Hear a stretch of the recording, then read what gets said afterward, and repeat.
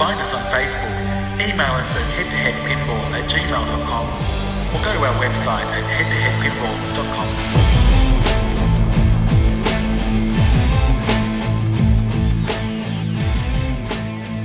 head2headpinball.com. Welcome everybody to the Head2Head Pinball Podcast. This is episode 61 and my name's Martin and with me... It's Ryan C. How are you, Ryan? I'm amazing, Marty. Yourself? I'm good. It feels like I haven't seen you for a while. Yeah, you didn't come to my comp, so that's what, about a week and a half, 2 weeks? What's your comp called? Pinball No, Paradise. Shit Strikes. No doubt will. Nice hissy fit strikes for losing. Yes. Somebody did say that I had a bit of a hissy fit. Yeah. Oh, well, you just left completely as soon as you lost, which is I do that too. You just had your equipment, so it's kind of like you have to pack your bags to leave. I know. I was done. I did say goodbye. Anyway. So we've got some news this week, Ryan. So much news to cover. What's the first thing we're going to talk about? A new JJP pinball machine, Marty, and not the one you've been thinking of. Well, it kind of is the one I've been thinking of because I know which one it is. So a couple of weeks ago, we were talking to Wayne Gillard, and he mentioned that the Ruby Red Wizard of Oz edition had been sold out. Yes, and that's right. I was unaware of this. You were unaware of this. I don't think anyone knew it was sold out. So we kind of did some digging because if it is a popular title, I think they still have the license. So there must be another version coming, right? Well, there is apparently a new Wizard of Oz coming out, the Yellow Brick Road edition. What do we know about the Yellow Brick Road edition? Absolutely fuck all. Like, really fuck all. Do you think it'll just be the same Ruby Red edition, just with the words Yellow Brick Road edition on it? It could be, or it could have a yellow trim. It could have like that sparkly play field that people are doing these days. Yes, I've heard that rumor as well. I say that randomly, but that's what I've heard. Well, one thing we didn't really talk about was that at a seminar that Jack went to, he did reveal the production numbers, and I guess it was a bit of a surprise and not a surprise. Well, about Dialed In, so not selling as well. I think people had sort of said that. But, Wizard of Oz sold 4,000 units. Yeah. Hobbit, 2,000, I think. Yeah, I think it was around that, yeah. Yep. And Dialed In has sold 1,600. So, Wizard of Oz, it's, I don't know why. Maybe it's because of time, the fact that they've had it for so long that they've been able to just churn more and more out. But, 4,000 units is pretty good. Yeah. I think right now the market is pretty saturated. Yeah. And I guess with so many options and the market not expanding as fast as the amount of pinball manufacturers entering the market, everyone's just kind of sharing the load more than normal. So, I guess you can see it with Spooky, with Rob Zombie selling out immediately because of the whole flipping factor, and two, the scarcity. But then that hasn't happened yet with Alice Cooper Nightmare Castle because, 500 at the moment for a boutique manufacturer is a lot.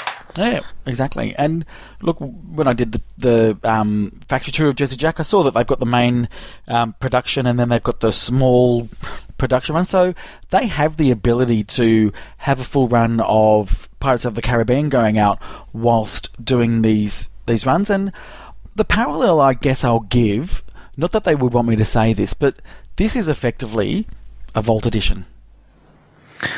Just like their fifth Vault Edition, right? Yeah, it's effectively their fifth Vault Edition, but it's kind of the same principle where you take something out, put it back on the line because you can.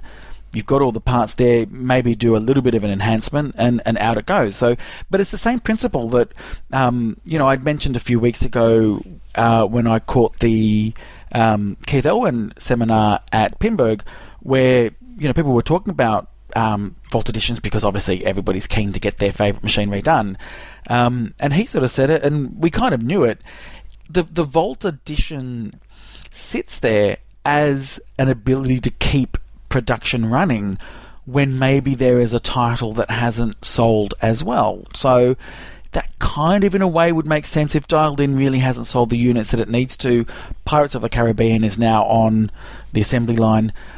Might as well top it up with some extra Wizard of Oz units. from a business perspective, I think Jack's talked about it before, where he wants that kind of instant collection thing. Like he wants to be able to make all the games in his arsenal and kind in of his what? In his arsenal. Oh my gosh, did it come out wrong? And all, yep. Yep. Oh fuck. Okay, so he wants to make all of the games in his collection. Yeah, if someone wants an instant collection, then here's 4 or 5 JGP games. And Stern has the ability to do that. That's because, 1, they produce so many games a year, and 2, they've been around for 30 years, I guess, making games. So I guess they're trying to play catch up, but I'm not sure if it does any favors for them marketing-wise. I think people are realizing with Pirates of the Caribbean maybe that there is no... I mean, you really have to want it if you're going to buy it brand new for the ticket price, right? Sure. Versus waiting to get it secondhand. Yeah. There's no fear of missing out like there is with certain other Stern titles. Like if there's an Iron Maiden on eBay in Australia for $19,000, I don't think it's going to sell for that much money. But I don't know why you had to call out my name. Like you think I'm going to sell mine? I'm tempted. You would sell it for $19,000. I would sell it for $19,000 easy. Okay, if you want Marty's Iron Maiden for $19,000, yep, $18,000 and it's done. 17,000. You take 17. No, 18,000 and it's gone. Okay, done. Seriously, why wouldn't you? That is actually ridiculous money. Yeah.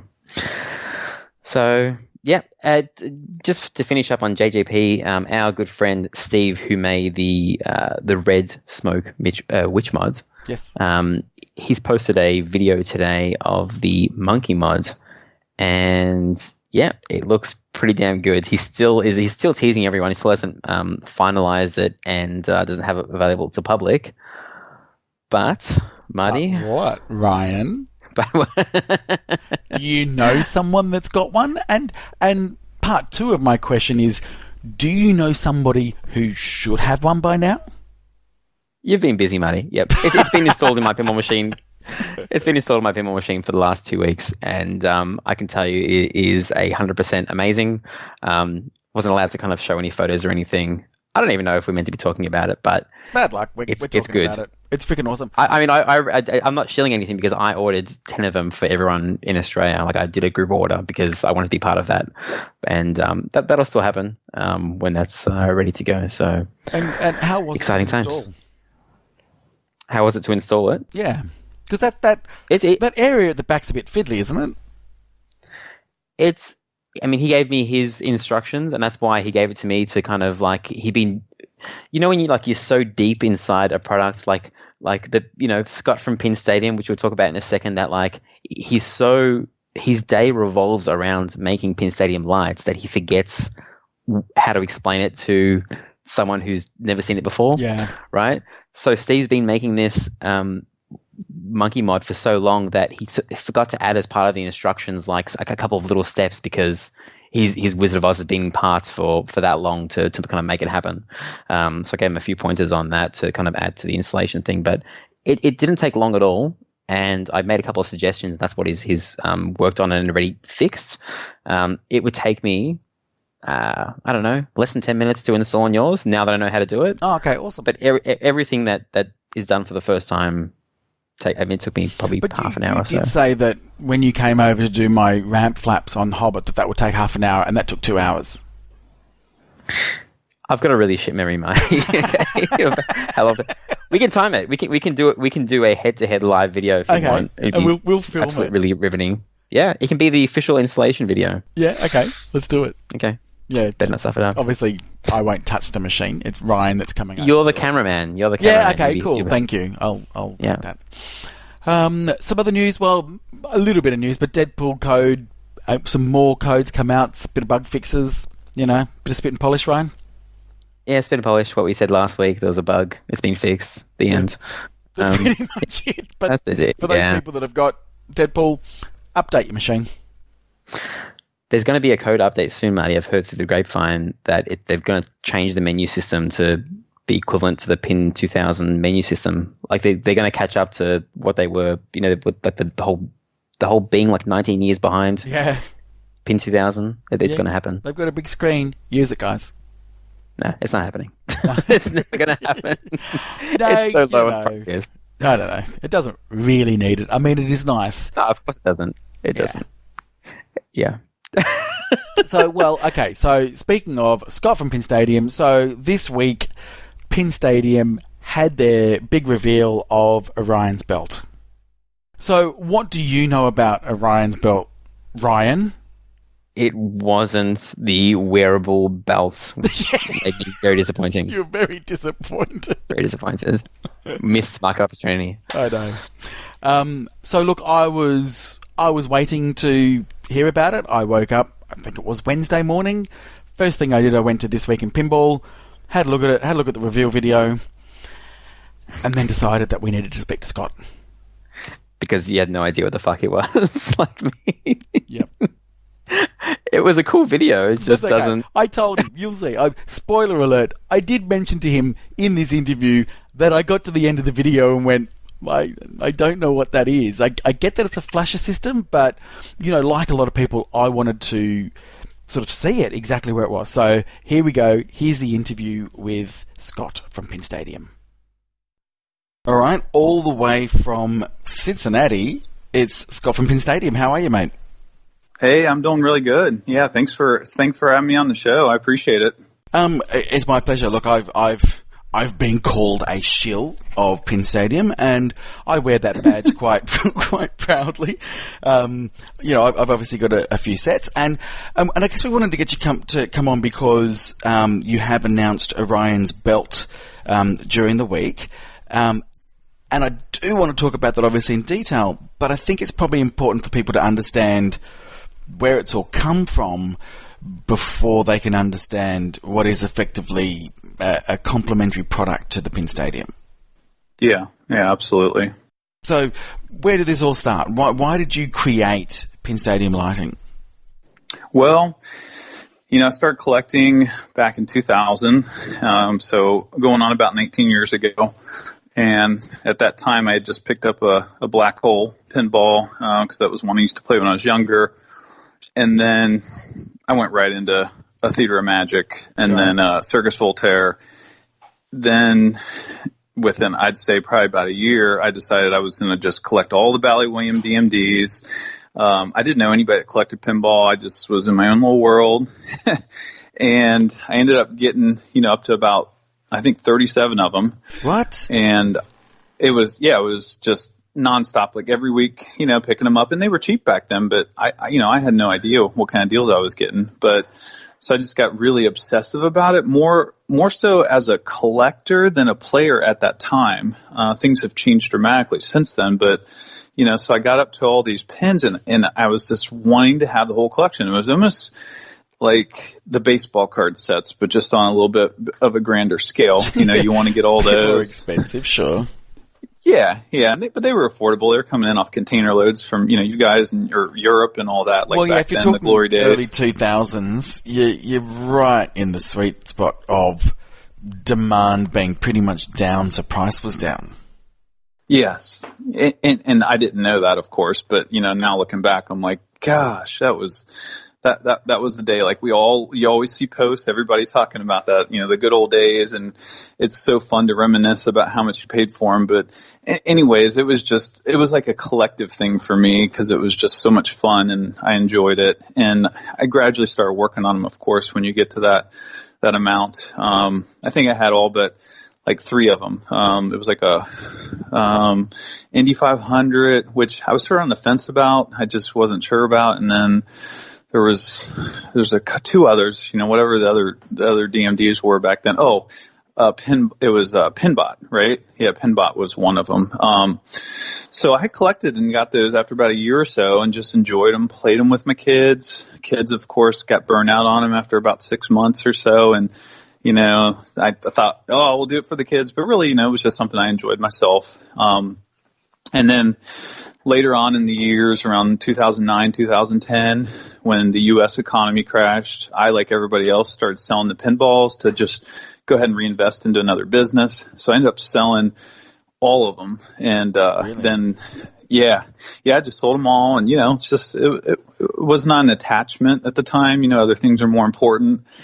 And it was tough at first, but then I was just like, yeah, they're just objects. So I ended up starting to collect back in 2013 again. And that's sort of where the origins of Pinstadium started. Because in between that gap, I left from regular incandescent bulbs I came back to LEDs. Yeah. And I think for the first year, from 2013 to 2014, I struggled with going the LED route because of I was worried about changing the appearance of the game and keeping the original integrity of it. But my desire to improve the playfields, lighting was heavy on my mind, and I had them in a location that was bad for lighting, a lot of reflection coming off the glass, and it was truly required for me to have exterior lighting in that room when I started my second round of collecting. So then I started ordering LEDs from CoinTaker and like Comet, getting, some good LEDs and getting them in there. And man, it really starting to brighten up the game. And I did notice that, all the games needed it at that point. So I just went through and just pretty much upgraded all the GIs and then, all the inlays. However, once I got done, I realized that I was creating a lot of contrast with the darker play field and the bright lights coming out of the inserts. And it was creating hot spots too. So like the areas where the GI bulbs were, it looked really good, but they extended out maybe a few inches around themselves, and that was about it. And if there wasn't another GI in that area, there was a big dark spot. And then combining that with the inlays with these 2 SMD and these 4 SMD surface mount diode chips for the inlays, it was just so bright and then dark that it was very contrasting for me. So I think it almost made it more difficult to play because it wasn't as balanced, if you know what I mean. What sort of era of pinball machine are we talking about here for you to have that reference point where you've said the playfield's too dark? Oh yeah, good point. I just assumed that you would know. I went back to the Bally Williams, and that's not fair to say, but I did. Yeah, I did go back to all the Bally Williams DMD era again, and so anything from there up to some earlier Stearns later on that started creeping in the picture, like not early Stearns, but like 2003, 2007 Stearns were coming in. Yeah, and that's the ones I was working with. Okay, because they were incandescent Stearns, right? Yeah, they were incandescent, and then I picked up a Metallica that, of course, the Metallica Premium had the LEDs in it, and that was really noticeable. It looked a lot better, and but then I compared that Metallica to, I don't know, like the Theater of Magic, and it seemed even darker. But overall, everything was really dark, especially after upgrading those LEDs into the inserts. I just made it worse because I think it was almost like there were spotlights blinding in my eyes, and I was trying to see around the inserts where the ball was when it, So that was a big struggle for me, and so then I started ordering those spotlight kits and getting a lot of them from different locations like Pinball Life, and I'd say each game I ended up putting about 7 to 9 spotlights in them, and that helped a little bit more because they're more raised off the playfield. However, it really wasn't enough. It had where they were shining, it was awesome, but once again, I fell back into that scenario of where that shield, the mirror lens or the frame around those spotlights wasn't pointing. It was really dark, and that's why I kept adding more spotlights. And then I started noticing the spotlights shining in my eyes off of the back glass, which just drove me nuts.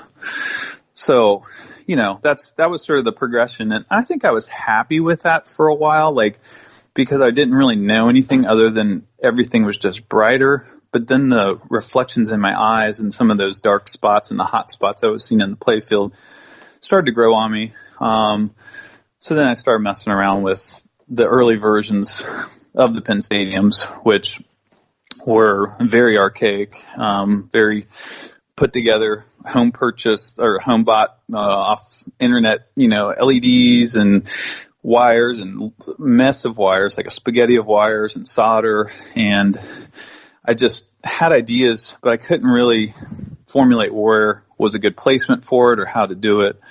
So even the trough lighting, down by the flippers, I put that in there, but those would reflect off the DMD or the back glass in my eyes too. So I don't know. That's sort of, the first level, I think, before I took the big leap into going a little bit further into developing them. And I have to say, it was never, ever an intention for me to sell the Pinstadiums. As a matter of fact, they didn't even have a name. It was just Scott trying to light up his pinball machines. And I didn't even know any collectors back then. I had not... All the years I'd been collecting, I just was in my own little hole, playing pinball. Yeah, I was literally making it for myself, and just wanting to try to improve them. So things did progress a lot further because some of my background is in app development, websites. For years, since '98, I've been working for myself and built my own websites, and then gradually after the iPhone came out, I started making apps and messing around with some applications, and got a few up on the App Store that were good, free kids apps for this kids online virtual massive multiplayer online company I was starting. It was just myself though; it wasn't anything a big. It was just me doing it, sort of like I'm doing with Pinstadium. It's just me, and I had some remnants of those apps left over after all that selling of the pinball machines and the economy going down and coming back up. And, I ended up turning that into a business by making apps for dentists, orthodontists, plastic surgeons, and I just took whatever I had of those apps and I marketed it to different industries. And it turned out that the dentists really were advanced. They enjoyed technology. They were heavy, aggressive marketers, and they were all about having the newest, latest, greatest equipment, including websites. So I was marketing to them mobile web-based apps and consulting them on how to build patients through mobile marketing avenues, providing hosting, the website building, search engine optimization, all kinds of mobile keyword platforms, SMS, text messaging. And so anyways, that's the background that I had. And then I thought that, somehow if I could combine an app with some lighting system, but I didn't really have the lighting system developed. So I one day envisioned myself as silly as this sounds, but I just thought, if I was a pinball and I was on the playfield and I looked up, where would be the absolute best spot for all the lights? And, I think about as high as possible. When you go into a football stadium, when you go into a game, you go in there and a baseball game or any of those games, the lights are always up top. And they're never down on the field, which if you take this comparison, it might make a lot of sense in comparing it, but all the GIs in the inlays are either in the playfield or maybe a quarter inch above, right? So it would be as if you went to a football game and you were sitting in the high seats, which would be like us playing our pinball machine looking down in the glass, and you were sitting in the highest seats there, and the lights for the players were as tall as the players or down at their feet. You can never expect to get a good illumination. So that's how the concept of Pinstadiums came about. And then the idea of attaching them using some kind of a mounting method, that was a struggle, struggling with how to get it up there. Finally, through about, I'd say 50 or 60 different revisions and messes that I had created, I decided to use a magnetic system. And that's what's known as the Magna Mount system now, where they magnetically mount. So you don't have to attach anything permanently into your pinball cabinet. It's non-invasive and non-surgical. And so that was great because that got me then to be able to get some LED lights up there, and just some off-the-shelf LED strips initially is what I was using. And so it obviously then gets released as the color changing, and you've also got, you know, your GI and your flashes, and it's all, you know, controlled by an app. How did the launch of this go, and, you know, how did you get the I guess the concept of the product out there to the public? Well, after I figured out the mounting and also, you know, just being able to get some LED lights up there, I realized that something was special with it other than, you know, just me being able to see, is because I told you I had not been hanging around anybody in the pinball industry, just didn't know any collectors, not purposely. I was just raising my kids and just staying in the house, playing pinball and, you know, going out and doing daily operations, but I wasn't like getting on RGP back even in the early days. I didn't even hardly know about it. And so I went up to Chicago Expo in 2015 for the first time, the Pinball Expo there. And I ran into a group of Cincinnati collectors, just one guy at the time that, you know, was talking to me, and I had no idea he was in the Cincinnati group. And he was like, "Oh yeah," he's like, "You know, we're talking about pinballs." He's like, "Yeah," he's like, "I collect." And he's like, "What do you got?" And I told him, you know, I had a few games, and he's like, "Oh, I'm surprised we don't know you. And where are you out of?" I said, "Cincinnati." You know, I think I had like maybe 8 or 9 games then. And then as I started talking, he was like, "Oh yeah," he's like, I think I know who you are. You bought a machine from my buddy, and you know, he used that for like part of a deposit on a house." And then when we started talking and he was mentioning names, I'm like, "Oh yeah." I was like, "I remember that." I was like, my daughter was like really young back then, and I remember going and like taking her with me and like going, you know, she was like, I don't know, maybe in her baby seat or something, and going to pick up the machine. And so anyways, we caught up on that. And then he said that we should get together after the expo sometime. And, I said, "Your guys are more than welcome to come over."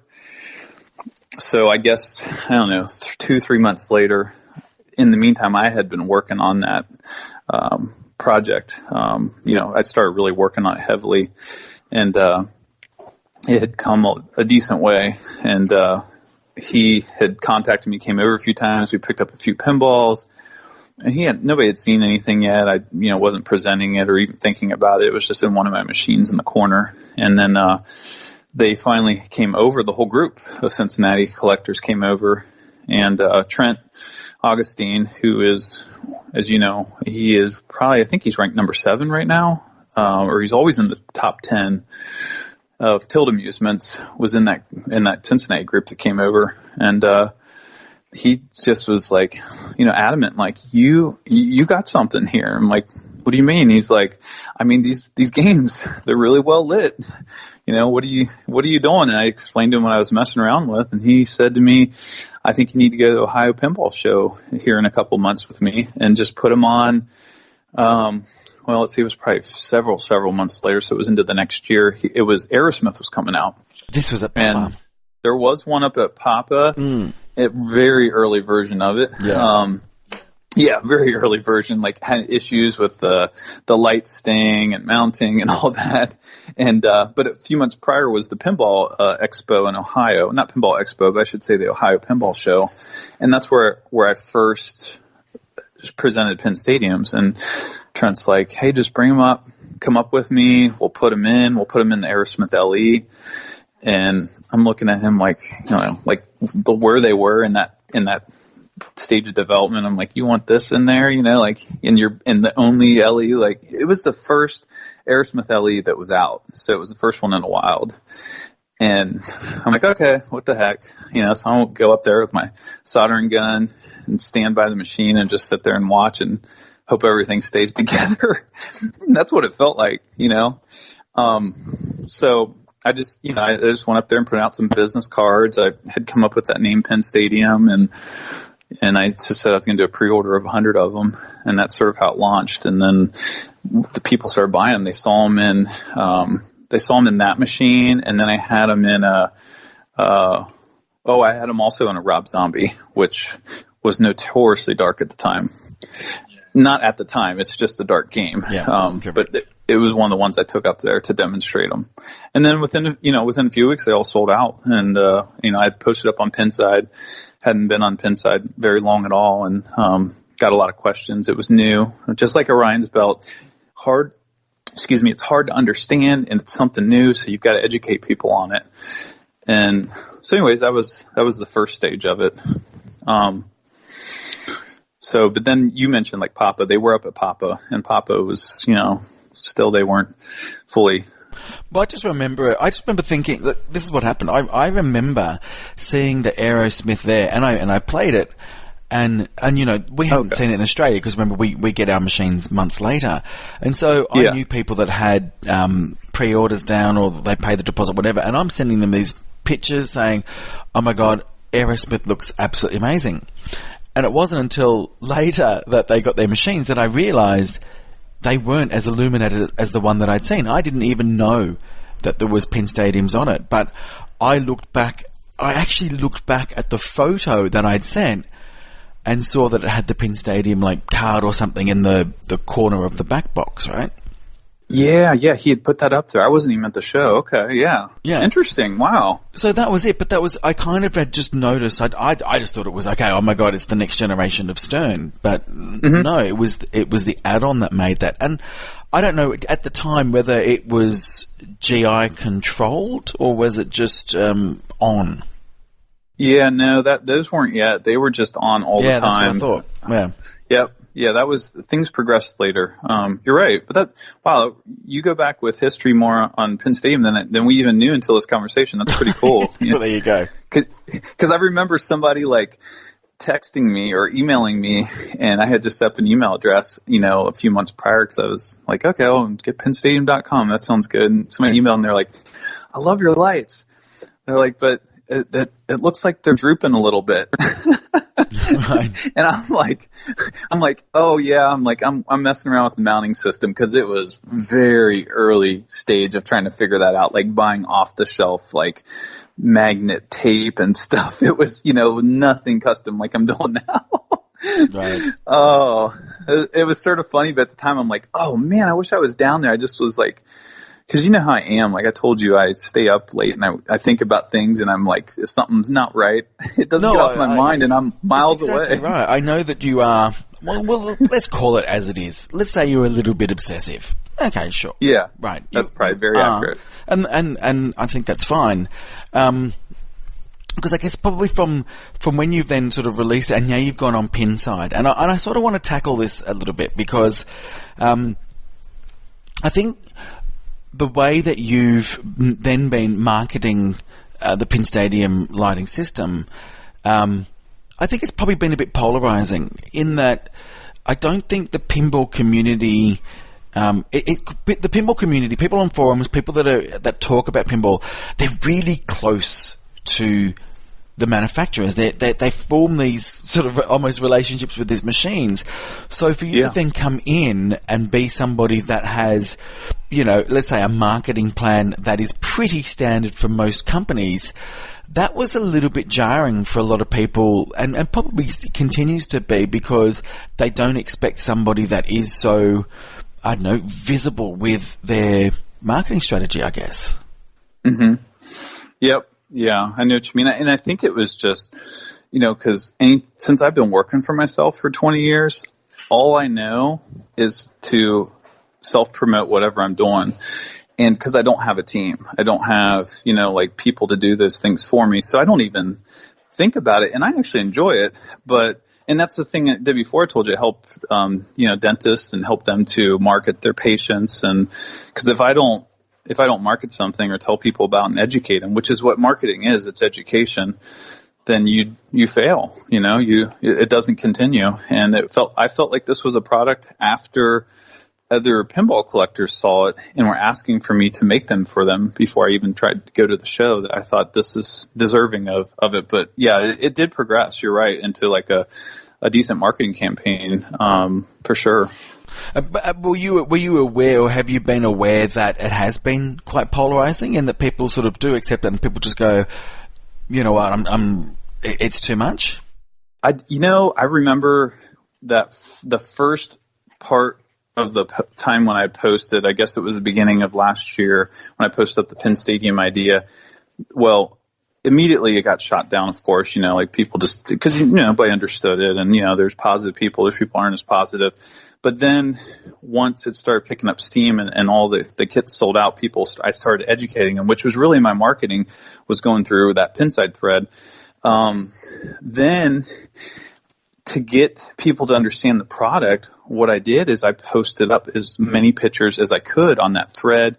I mentioned it to people. I set up even a Facebook page. I didn't even have a Facebook. I don't even do social media prior to that. So I posted up some pages or some pictures like before and afters of the machine so people could see them.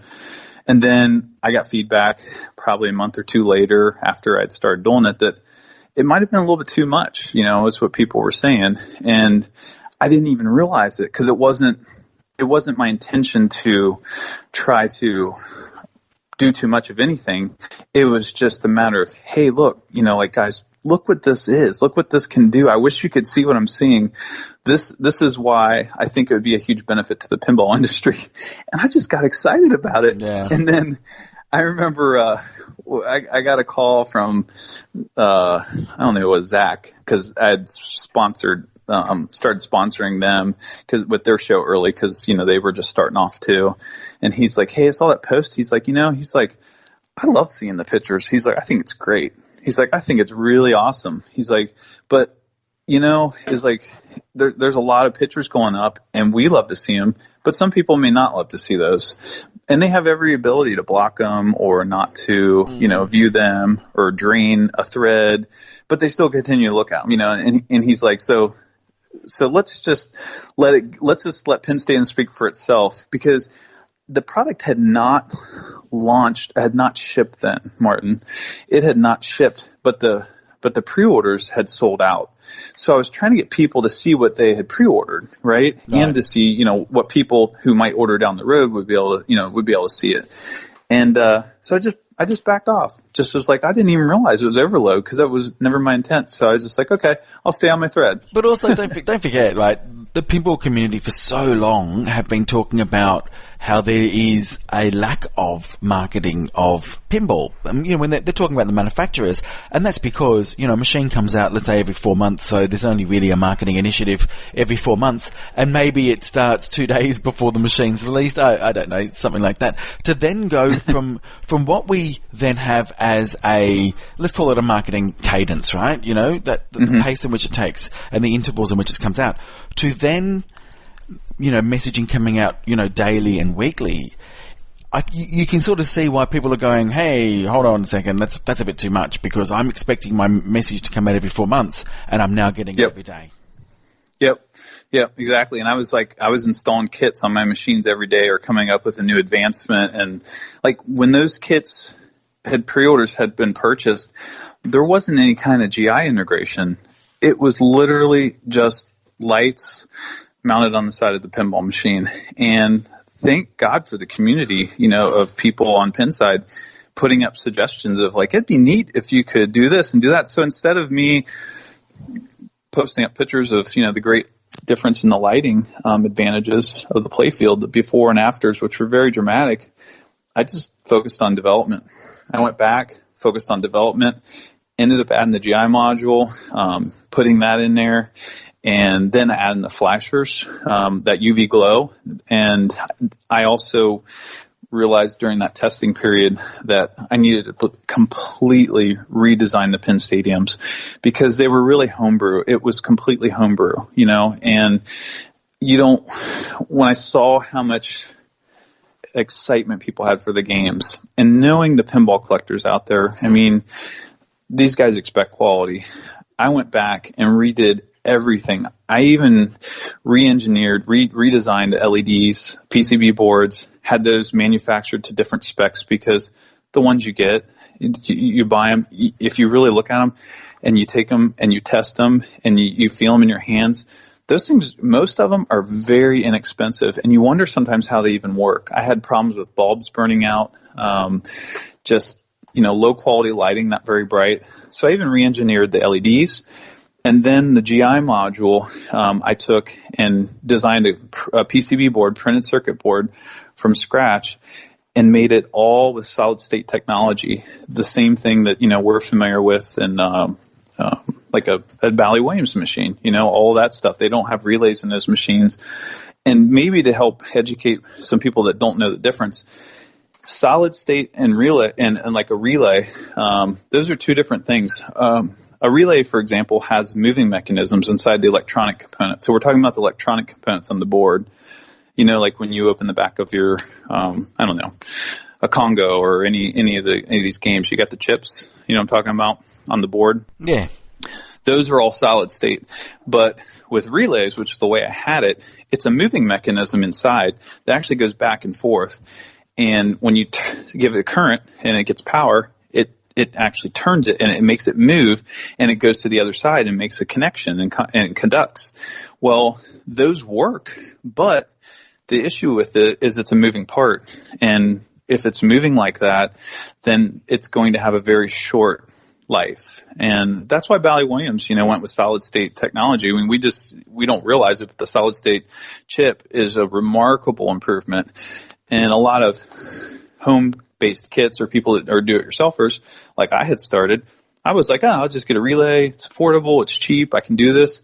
But then I thought about, now these are going to go in an $8,000 Aerosmith LE, and then it's got to last, the lifetime of the ownership of that machine, and then pass on to someone else. And, all of us, we're all particular about our games, and they have, we have a lot of people have expendable money. So when they have that and they buy a machine like that, they're really going to want something that lasts. So that's when I started adding those features. And then the UV glow, I got that involved, with the systems, because I thought it'd be really neat to add a flasher in addition to the GI that lights up.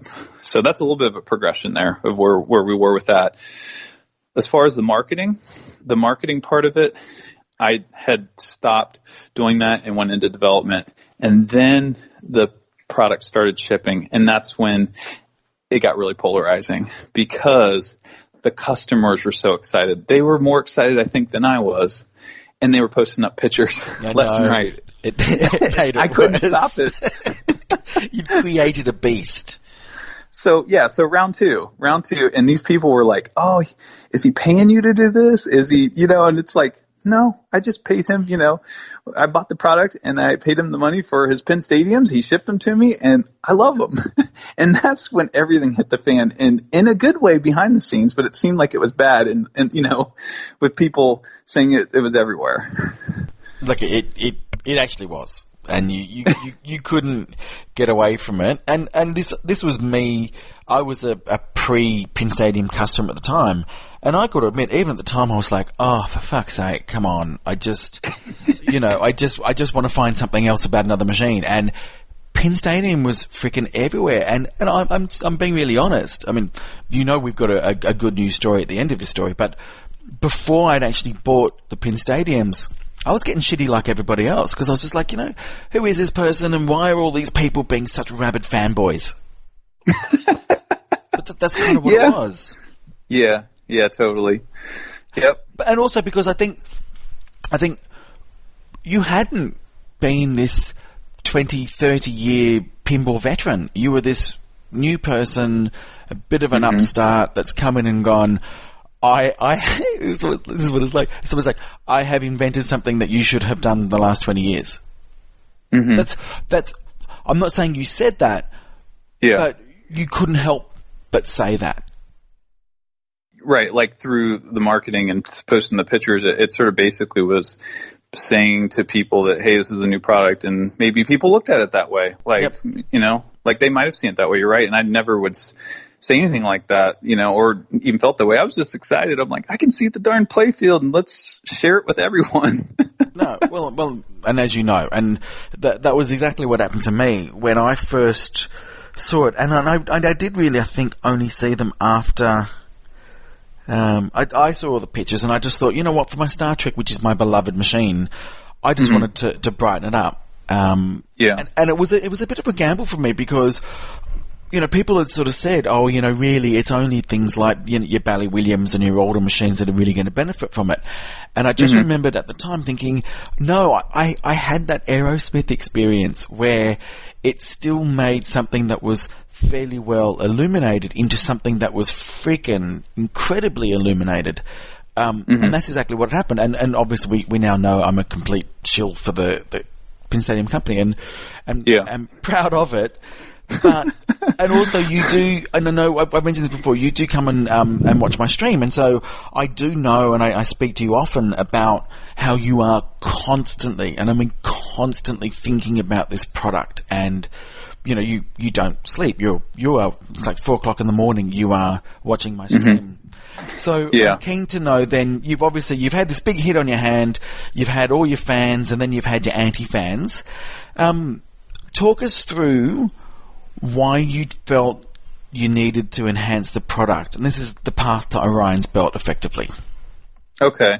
Yeah, well, one of the things is, just to backtrack just for a second, is that with the feedback about the marketing, a lot of times people that say things, for every person that says one thing, and we've talked about this prior, there's usually other people that have other opinions. So, a lot of people who, let's say, leave negative reviews, it's more than the people leave positive reviews. So behind the scenes, all that stuff about, it's too much and it's everywhere, which I think it did get rampant. It got crazy and I had no control over it. Like at that, past that first round of me posting stuff up, which was months prior, people were emailing me, I love your product. I see that, I see all these pictures and I just think it's incredible.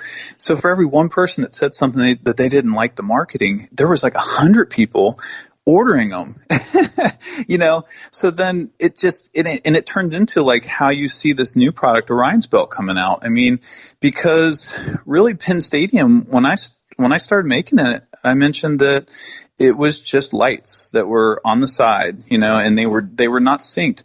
Well, the Pinsiders and, everybody in the community, people local or wherever, were the ones that gave me, input as to what features they would like to get. What do they want? And I take it serious. Like I take the feedback, and the suggestion box is always open. And I'm like, wow, this is awesome. People actually giving you free advice and input. Like it's, when you do market research, you sometimes pay a lot of money for that. Yeah. And this is free market research. It's like, it's a focus group. You guys, yeah. So I have posted up, hey guys, I really appreciate the input. And I think that it might sound like, oh, that's just, semi-generic response. But my emotion behind saying that is so sincere, because I know what I'm doing is I'm putting together ideas that I have in conjunction with the pinball community. And I've got stuff that I'm working on that's just awesome. And I can't wait to release it. And so, the Pinstadiums are a staple product now for most, in their machines. It's, it's been, Papa approves them. They love them. They put them on Pinburg. Keith Elwin played his game-winning game in this year with them on, and Doug got nothing. Doug said usually, it's a very sensitive area, and it's very high tension in Pinburg. Sometimes not high tension, but there's a lot going on. You got to make sure the players are happy. He said for the first time ever, players came up to him and said, "Thank you for getting these lights in the pinball machine." Yeah, they look great. And particularly the old, solid states and EMs, they look great. Yeah, exactly. And one of the struggles was that you could see the lights from the side. And here's my point to this progression. And as I get to Orion's belt, is that the Invisishields came out, because the Pinstadiums were very stealth. You couldn't see them when you install them, but when you get a couple games down, you could see those LED lights from the side. So I came out with the Invisishield, and the Invisishield just mounts and adheres to the top. It's an additional awning that blocks the lights, and that was key for Pinburg, because the games were all in a row and they were lined up, and we didn't want to have anybody disturbed from the side, right? Yeah. Like people would see that from the side, and they can be bright after you get a couple games down. And that was another suggestion from the the pinball community. And that's something I designed, made die cuts and molds, and had custom extrusions made just to get that at the right angle. Measuring stuff like, oh, it's a half millimeter off. It's a millimeter too long. And, I'm like getting this down to the nitty gritty. It took me like 6 months to just make that. But so the Ryan's belt comes into play because I don't know. What's your impression of the UV plus glow flasher option? Like, I want to hear from you what you think of it, and Okay. First, my honest opinion is I like it, but sometimes it's too much.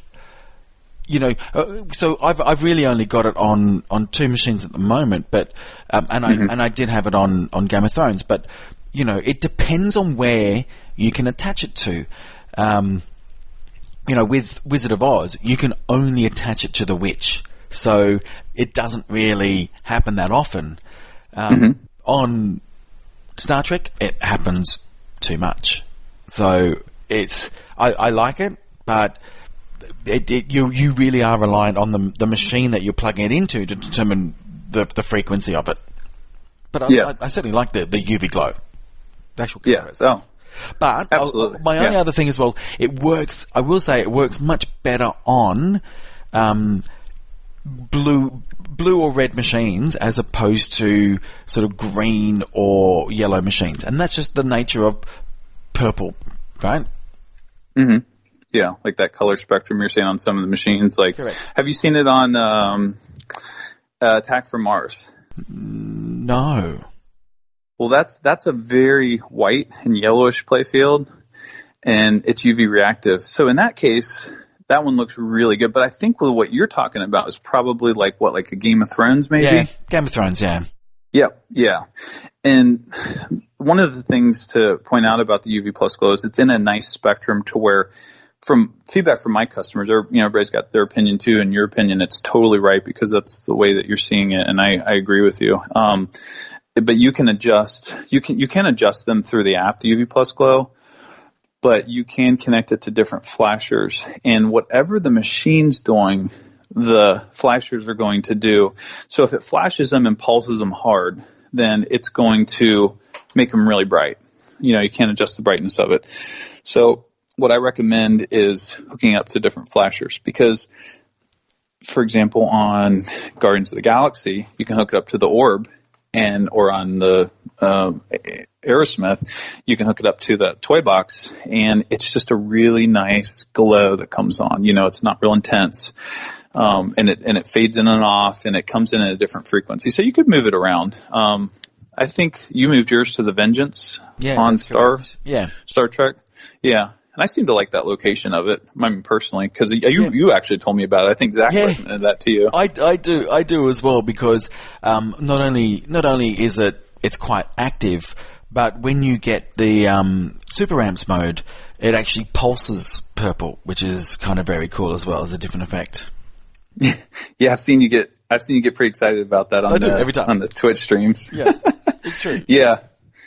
Yeah. So then obviously that's the lead into Orion's belt, which is additional flashes, and as I said, it is a complementary product, but it also is standalone. Is that correct?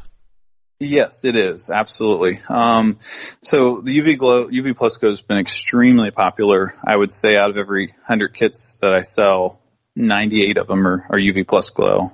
But since everybody's got the taste of the UV Glow and it's pretty hot, they want more features.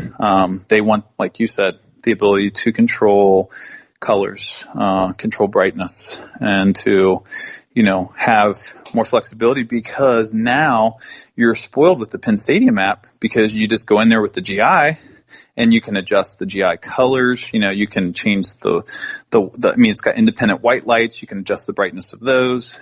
And, that's a neat feature, because just to explain, because I think some of our conversations based upon everybody hearing this, knowing what the Pinstadiums are, but the GI lights on the side that are cross-facing, going across the playfield, they've got embedded in the light bars are two sets of lights, meaning two colors of lights, or two styles of lights. One's the RGB, which are the color changing, and then there's the white lights in between. So in between every other one, embedded in between is these white lights. So in that app, you can adjust the brightness of the white lights, which is really important because I don't know. I mean, you probably know this, Martin, but the white lights are what gives you the illumination. And then that color wheel on the app that we're familiar with, that's what gives you the color on the play field. Like that's actually what gives you the color casting. So what I do when I set it up, I'll turn the white lights off completely. I will turn on the Pinstadium. Then you use that color wheel and you move it around to where you see the artwork come alive. You'll notice, like, if you get in like a gold tone, like on Game of Thrones, that pops versus like doing green. And then you dial up that white brightness.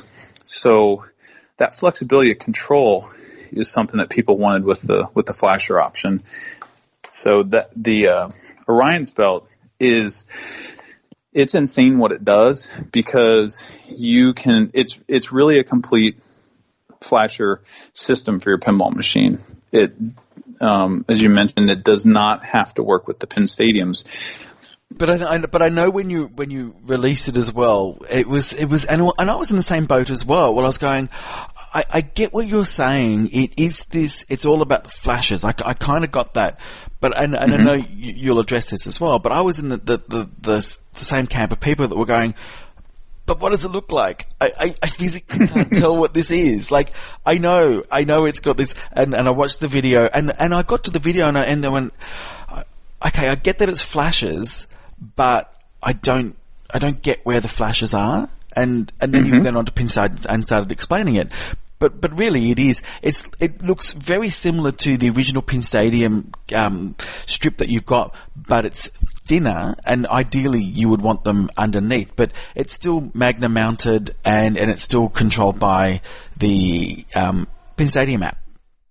Yes, yeah, it's instead of having a GI module, it's got a flasher module, which is just a little bit bigger. I mean, the GI module is about 2.5 by 3 inches. This is it's about 2 by 3, and then the flasher module is way more advanced, and it's about, I'd say, a half inch wider and maybe an inch longer. Sure. And it's got some really cool buttons. So in that video, it tells you about the 5 top secret buttons, and those 5 top secret buttons are really. I didn't work out what they were either. Imagine this. Okay, so me up late. Right now, the way I feel with this Pinstadium and the Orion's belt and just pinball in general, I'm so excited about it that I know sleep's important, and I do get my sleep, but it feels like an inconvenience right now, because when I started with Orion's belt about a year ago, I had this idea, and it's all these ideas, from me and the customers for what I could do with it. And then I had these buttons, just made it all happen. It made it come together. So redesign that PCB board. I mean, I think I announced that I was going to do Orion's belt. Oh, I know for sure in March at TPF. And people were like wanting to know more, but it progressed so much more since then. And those buttons are what allows you to, this will let me explain the Orion's belt, it is, like a similar Pinstadium design, same quality and everything, but it's a lower profile, same length, hides very stealth underneath the Pinstadium, and it takes that flasher option that you had on the Pinstadium. Well, it makes that functionality possible now with the machine, because you can adjust the brightness of each of the flashers. You can adjust the color of each of them. So right now, if we go to buy flashers and we get, some good flashers, put them in there from Comet or whoever, you get, red, green, blue, turquoise, and white. And those are all still great to do in the machine, because those are really specific hotspots to where you are making events trigger and you're hitting stuff.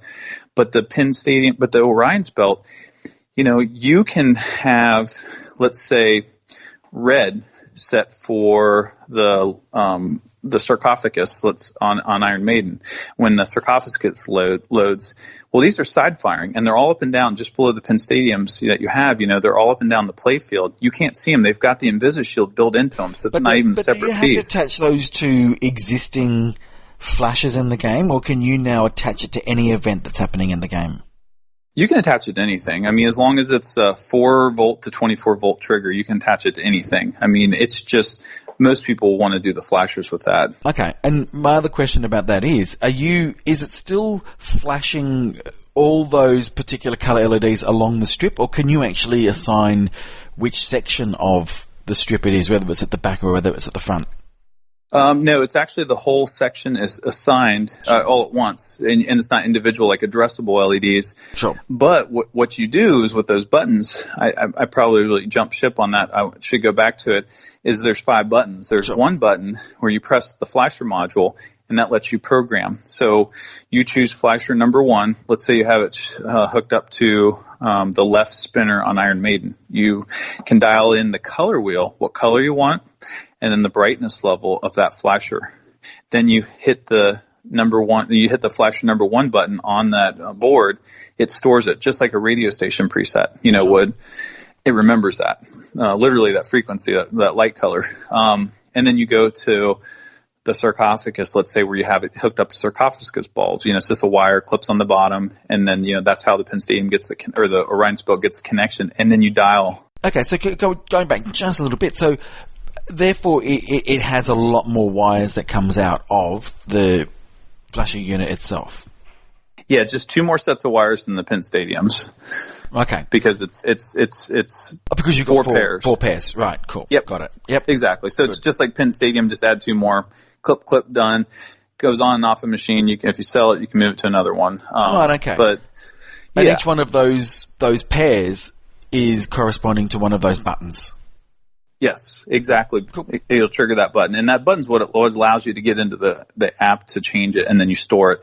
And after that, you just you just play, and if you want like a pink flasher, if you want a orange, if you want a gold flasher, flasher colors that were never possible, a pastel blue, and you can change it around. If you don't like maybe a certain trigger, you think that maybe green's not the right color, you just change it and dial it in, and it's just something that's never been done before. And it's the same thing with Pinstadium when it came out. It's literally something you have to see. That's what's going to sell it. That's what it's going to be, is people coming in, seeing it at the show, seeing it at Expo.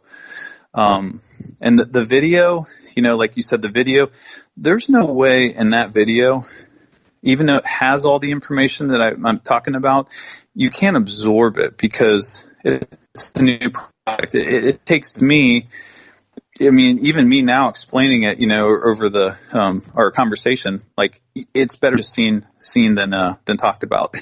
Yeah, I have to educate the market. No, I understand, but as I sort of said, I got to the end of the video and went, I get that it's flashes. I want to see how it works, and then when you're talking about the 5 buttons, that kind of confused me a little bit more. I get it now, because I understand that each one of those corresponds to some connectors that you're putting anywhere you want in the machine. So you can now have 4 different trigger points in your pinball machine to then correspond to a different type of, or different color of flasher. Yes. Yep. Exactly. So I get and the buttons don't limit you to just like a red, green, blue, or white, because that's what we would have been stuck at. Because on LEDs, you only have those colors, and any other color in between's a mixture of it, and you have to have some kind of control system to do that. And that's what that button, and then the buttons in the Pinstadium app, and then the Orion's belt generates its own Wi-Fi signal, so you can connect to the phone to change those. And and they're side firing, so they're firing across that playfield. So when you lock the sarcophagus on Iron Maiden and it turns red, it's literally a sight to see. I can't wait to just play the game, just to go back and see that, just to shoot that shot, because of the colors of that playfield and the red. It's almost like, it's just intense is the only way I can explain it, Okay. But then if it was too intense, you dial it down, right? You go a little bit lower. And that's what everybody wanted. Right. And so you've actually, you're taking orders for them now, and when do we expect delivery? Well, I'm doing an initial run of 200 of them. They have been selling like mad, and now that it's fully explained, it's been really picked up, and the shipping time is going to be 4 to 6 weeks. They are not a pre-order. They are in production as we speak, on the line at the Pinstadium factory. And so, yeah, 4 to 6 weeks is very realistic right now. And there are still some left. I don't know how long they'll be available, but as the time of this recording, there are still some available to order. Okay. And, I think I might be able to deliver some at Expo, but I can't promise that just yet. Okay. So then let me, I've got one final question for you then. What do you say to people that say, well, I can just buy a strip of LEDs and it's only going to cost me $20 or $30 instead of what the Pinstadium costs? Because what are they? They have $150 for the Pinstadium and $250, is it, for the Orion's belt? Well, the Pinstadiums they're about priced the same. Yeah. The Pinstadium base is $150 for like the light bars. That's for somebody, that's just wanting a replacement light bar. But then you get the GI module and the UV glow. You're right around like $260, $270, and everybody's been happily paying that for it. The Orion's belt's a little bit cheaper. It's $20 cheaper. So I think fully loaded Pinstadium with InvisiShield is $279, so about $280. This is $259, so $260. And yeah, I mean, with any type of product that you're trying to do it yourself, I've seen people, working on these and trying to duplicate it. I mean, it took me a couple years to even get it right. And it's just, the LED quality itself that you're buying off the shelf, those things are just really barely any brightness at all. Quality, they really don't hold out. You won't get the brightness out of them. That's the biggest thing. And then the longevity. And beyond that, the main thing is the board. The PCB board is the brains behind the operation. That's where everything happens. That's like the brain of Pinstadiums, is the board has, very advanced technology and circuitry on it. And even with Orion's belt, that's even more complex because there was software programming that I had to do to literally read events coming from the pinball machine, sequence them and trigger them, and then store them and then play them back all within milliseconds. So just those things alone right there are what makes the interactivity key. If not, you're going to just get some dimly lit lights or flashing on and off, and they're not going to last. And, trying to get these things to mount on the side of the machine. It's funny that, I told you about Papa a while back where somebody was like, oh, these lights, they look so good, but they're sort of drooping down. Well, that's what happens, when you go and you buy some aftermarket, off the shelf, magnetic tape. I had a buddy that was, of all things, coincidentally, a friend with somebody that was in the adhesion industry. And he told me, he said, the reason you have this problem, you will always have this problem, is because the biggest enemy to adhesion is vibration. And I thought, well, a vibration in a pinball machine, there is a lot of vibration, especially if you got a shaker. And I didn't know that. So, I thought, oh man, now this is just something else, but this is good. This is a solution. So I had, the Magnum mount system actually custom made from a company to my specs because I couldn't find anything that worked. And I wanted something super thin. Now, like the HD Magnum mounts are so thin and they're twice as powerful and half the thickness, so they can clear when you raise that playfield. And that was key. But the fact that they stay once they're on and they get a good bond, you clean them, you clean that pinball machine before you install it. You just put the little alcohol wipe that comes with the Pinstadium packet. You wipe it down good. It's going to be there. It's going to be there. You got that good bond. And that's one of the many things that makes it an exceptional, design for the mounting portion of it, is just because the fact that it's got permanency to it and it's not something that was thrown together. And, I don't know, I spent hours each night and every day for the last year or two developing all of this. And it was a lot, it didn't wear me out, but it was more than I could have ever expected. I thought initially, I can do this, put this thing together, do this and that. And that's what was up at Pinball, Ohio Pinball Show. When I said that, Trent was like, hey, come on up here, bring that up. And I'm like, are you sure? And he's like, yeah. I mean, Martin, I was sitting there, really, I had a soldering gun heated up and it was down there and it was down behind the pinball machine, ready to go. And I was just like, okay, if I need to get on here, well, it wasn't heated up, but had to heat it up, and I have to get in there like every hour or two. And then I had extra magnetic strips, and I was like trying to do it when people weren't looking, and like put new ones on. I'd be hiding behind like, the Aerosmith LE or my Rob Zombie, and like, I'd be standing next to it, or like open the glass and like push these things back on, and then I'd fix a solder. I'd see a section of lights going out, and that's the thing about these. When you mentioned just buying LED strips, the sections of lights go out all the time, especially when you are sequencing them and running them to the machine. They're going off on, off on. It's a lot of duty cycles, and you'll hear. Like in the interviews with Scott Denisi, when he talks about his machines, he will get a machine and he will fire a coil 1,000,000 times into a ramp or into, something, and test that mechanism out.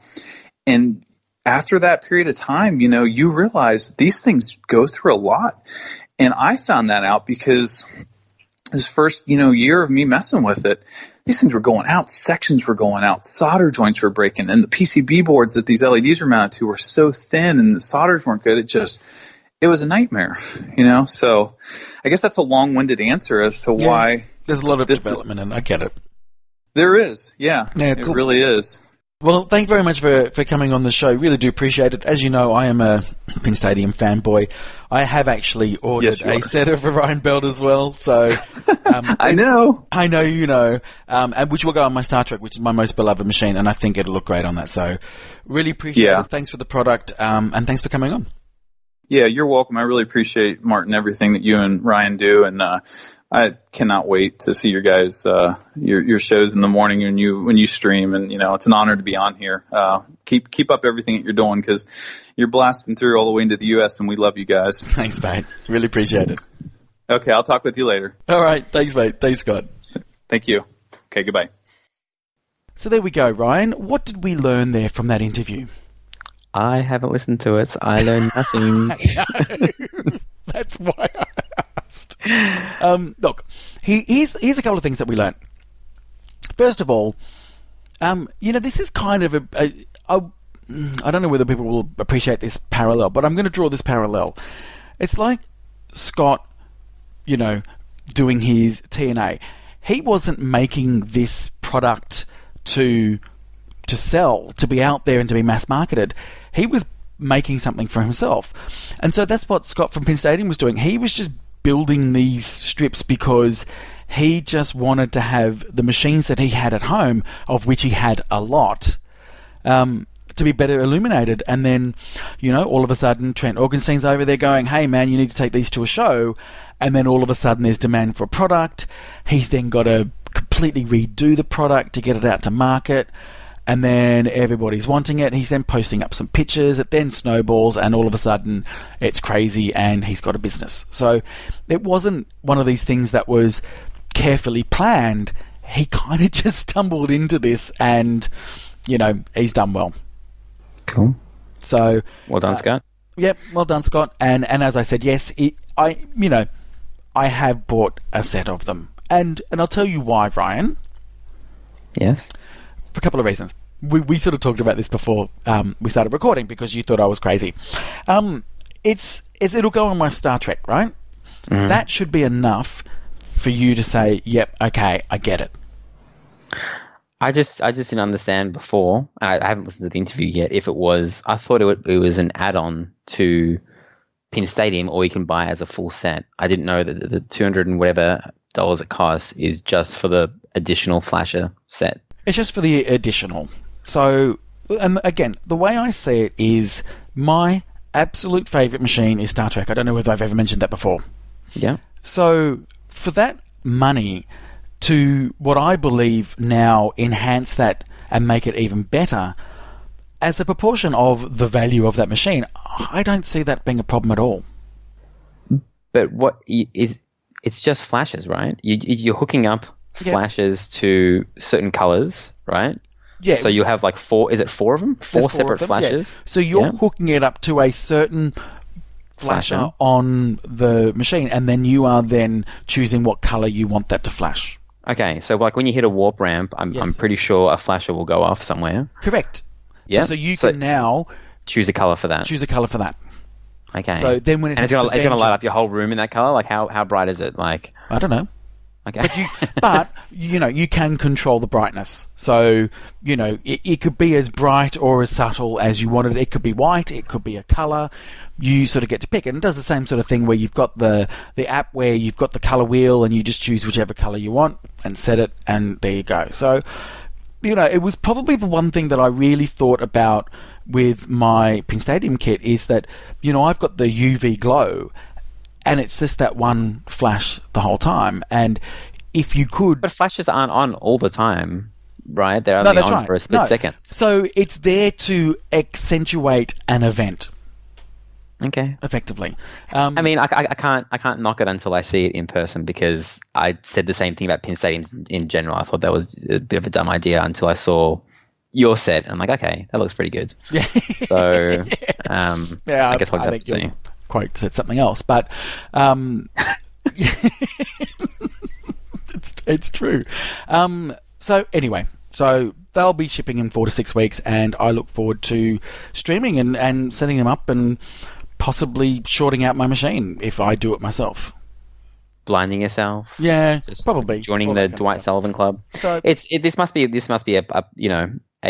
a side venture by Dwight Sullivan as well. He's gone to Scott and said, look, if you really want to fuck with people's eyes, flashes is where it's at. But look, you know what? It's one of these things where, and Scott says it himself, it's not for everybody.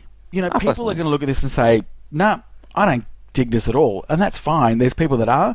It's not meant to replace, any of the LED globes that you would put in your machine, like for GI. It's not to replace that. So if you still want your LEDs, get your LEDs.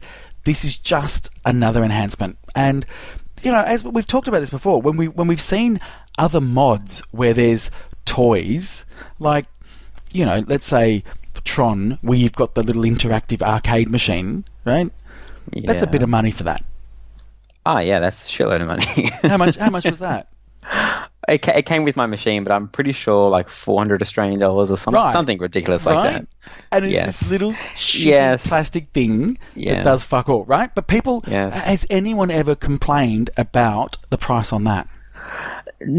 You know why? Because there's nothing to compare it to. Right. Whereas when you say flashes, you can say, okay, well, I can buy flashes for this X amount. Yeah, that's right. But I guess it isn't the same because... Yeah, anyway. No, I get it. It's just one of those things where it's a product for people that want it, if people don't want it. And this is the whole Pinstadium thing. It's you either do or you don't. There's kind of no middle ground, I don't think. Okay.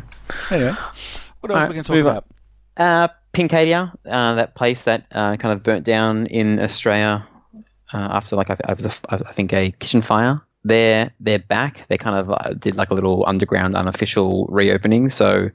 That's exciting. We didn't know if they were going to open again and how long it would take, but that's good news. Yeah, just to finish off the loop of the story. Yeah, awesome. Pinball Expo, Marty, it's coming in about... It's coming up. Yes. I heard a rumor, and I can't really say what it is, but it's going to be big from everyone. Like a lot of people think, okay, well, only this might be showed and that might be showed. Everything you think that is going to be showed is going to be shown. Okay. So I can't. It's one of those stupid things that I can't say exactly what's going to happen. But if you're in the US and you want to be there, make sure you're there. Yeah. Well, you know what? We get we do get rumors all the time. I haven't actually heard much about Expo, so I don't know where you're getting this stuff from. Okay, it's not Ned. It's not our friend Ned, but he did talk to me about some other stuff, and he did want to come on the show again. So, should I dial him in now and get him in the conversation? Bring him in. I won't say anything. All right. Okay. No, I think he's already in. Hello, Ned. Is that you? Who the fuck do you think it is? I'm just making sure, man. I'm just making sure that you've got your voice modulator all activated again. A couple of requests to bring you back on the show. People liked the information that you gave. Are you ready to talk this week? Only a couple of requests? Forget it. It's a waste of my time. Thousands. I need millions. All right, now I'm in. Okay. So I want to talk first about Spooky and JJP. There's a couple of whispers, in the podcast sphere about what's happening with those two companies. They're really struggling to produce Alice Cooper Nightmare Castle and Pirates of the Caribbean in any significant quantities. So do you have any goss about that? I know the inner details of everything in those companies, but I really can't tell you. Okay, I remember how to do this. Please. Yeah, it might have worked last week, but not this time. Sorry, man. Pretty please. All right, you got me. A big rumor is that they're going to be merging. JJP and Spooky, you're talking about. Yep, it's happening. Trust me, it's going to happen. How's that? How does that work out? Well, Squirrel's now in charge of Cartwheels, and Jack is going to be looking after Alice Cooper. He's going to add 22 characters to choose from. It's going to be fucking great. Why is Squirrel in charge of Cartwheels? I thought Jack was pretty good at that. Jack's not really great with wheels or discs or anything like that. Let's just keep him away. Shit. That is pretty harsh. That's good, man. That's some good information. I mean, we're meant to have Todd Tucky on, so it's good to kind of have you in for a little segment. Todd Tucky. I've got dirt on him, too. Yeah? About his book deal? What can you tell us? I can't tell you that. Forget it. Pretty please. Forget I even said it. Pretty please. My lips are sealed. I'm not telling you shit. I don't know what I need to do besides pretty please. Come on, please. Here's the scoop. Todd Tucky can't even read. I don't know, man. He has a 10-book deal. I don't think he's going to get a 10-book deal if he can't read. Are you bullshit, man? Are you just trolling us? You're the one who fucking called me, man. You don't want the info? I'll leave. See you later. I'm out of here. Oh, well, just give us something that's good. Give us something that's worth podcasting about. Look, I know too much. I know the full code of Deadpool and everything. I can't tell you nothing. What can you tell us about Deadpool? I'm taking that one to the grave with me. Sorry, man. Not happening. Pretty please. What do I look like? An idiot? No way. Come on, man. How would you like, I don't know, maybe a kangaroo nutsack? What do I look like, Tim Sexton? What do I need another nutsack for? Look, Deadpool's a great game. It's been received well, especially the art. Give us something. What can you tell us about the game? Zombie Eddie. You know how he got his name? How's that? Necrophilia. What? What? The man loves the dead. Let's just say that. Okay. Can't trust those artists. They're all full of shit. Well, how about Dirty Donny? He's a pretty stand-up guy. He has a shower every day. I know it. Dirty my ass. Are you making this stuff up? Come on. What can you really tell us? You've gone through two artists. I think what you've said is bullshit on both of them. I've got gold on Franchi. I can tell you his next game. And how would I know that you know that? Because I've got a camera on his computer. I can see it right now. You're looking at Christopher Franchi right now. I'm looking at his computer. I can see what he's working on right now. Do you want to know or not? Finish off with a bang. What can you tell us about Christopher Franchi's next game? Let me just check his computer here. Oh, I can see it. Apparently, his next game is Pornhub. He's been working on it forever. But he stops every minute. He only does it a minute at a time. It's on a computer screen. Why does he need Kleenex to wipe it up? Oh.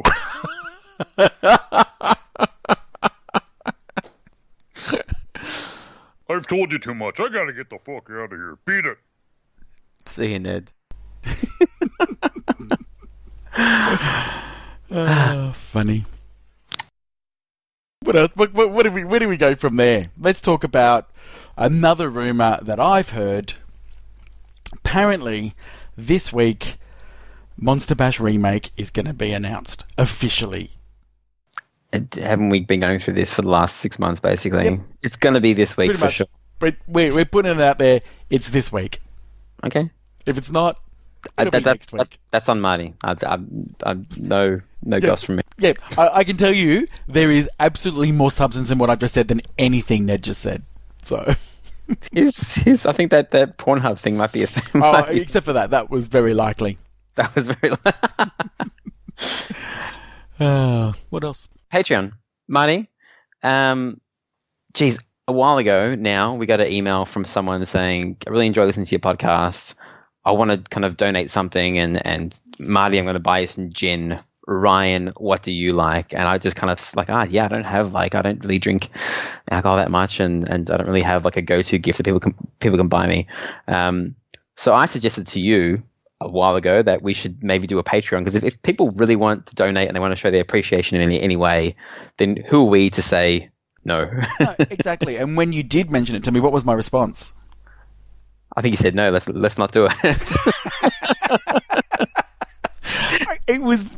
I think that is the shortened version of it. It's like, fucking really, seriously, we don't want money, but we don't want money. You've got so much money, it is just unbelievable, and I've got even more.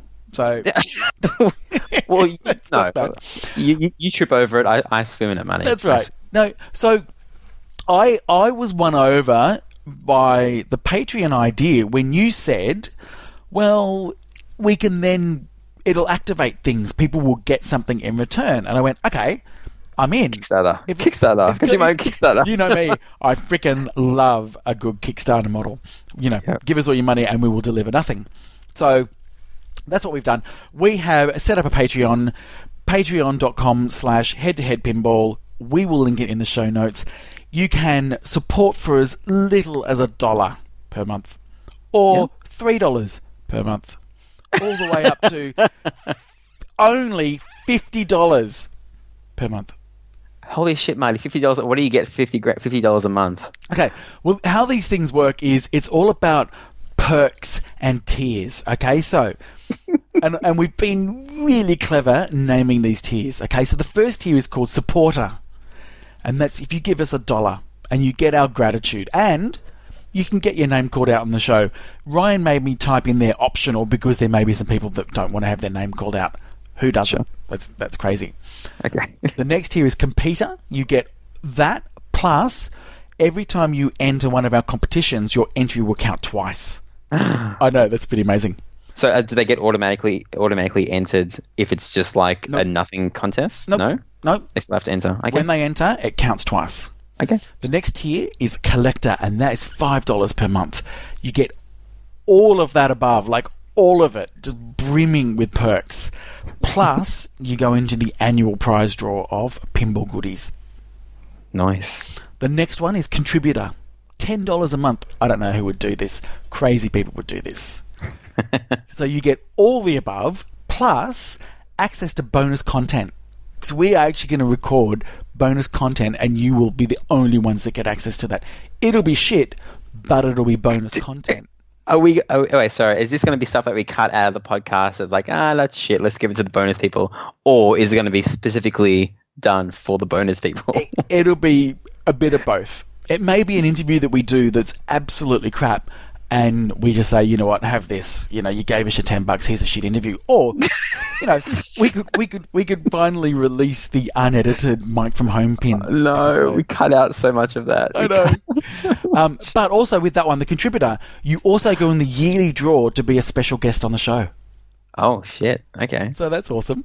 Now we're talking. And really, anything above that, no one's going to go for. But well, you might do, because if you're a promoter, you'll actually get a head-to-head T-shirt.